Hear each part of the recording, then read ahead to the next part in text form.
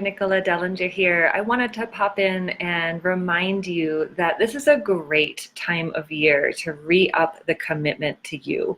And what I mean by that is, let me back up. I'll get to what I mean by that at the end. But what I wanted to share this, and where the place that I'm coming from with this, is that I went away this weekend with some girlfriends, and we had a wonderful, wonderful weekend.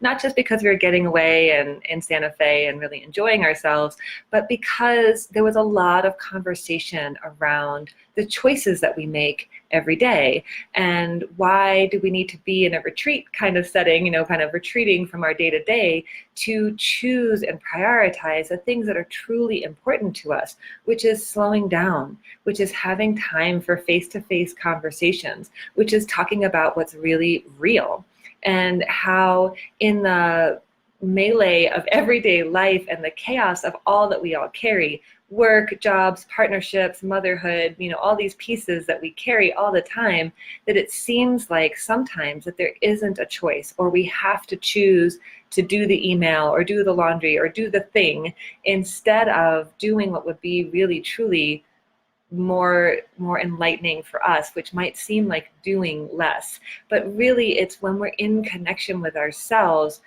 to be who we are and to express whatever it is that's going on for us. That is actually what's in the highest good.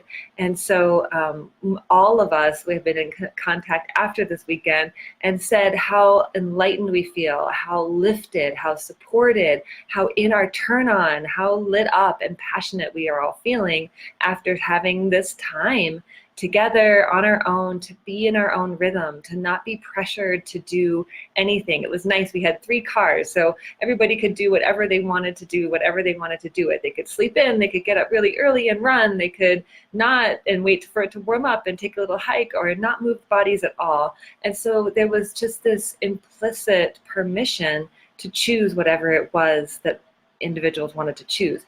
And so I think the reason I wanted to make this video today is because I want this to be an invitation to you to take a few moments and re-up your commitment to yourself. And what I mean by that is choosing your choices that really mean everything to you, rather than the checklist of the to-do list and the mundane things that we all have to do that can get in the way of us choosing what really lights us up and eventually creates so much more.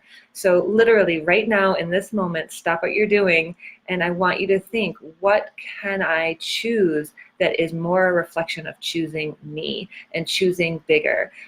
Like something that I noticed yesterday is that I had a lunchtime meeting and I was hustling back to the office, and I was kind of speed walking really fast, and I made a choice in that moment: slow down, be anxious for nothing, and you'll get to the office in 3 minutes or 4 minutes, and it doesn't really matter.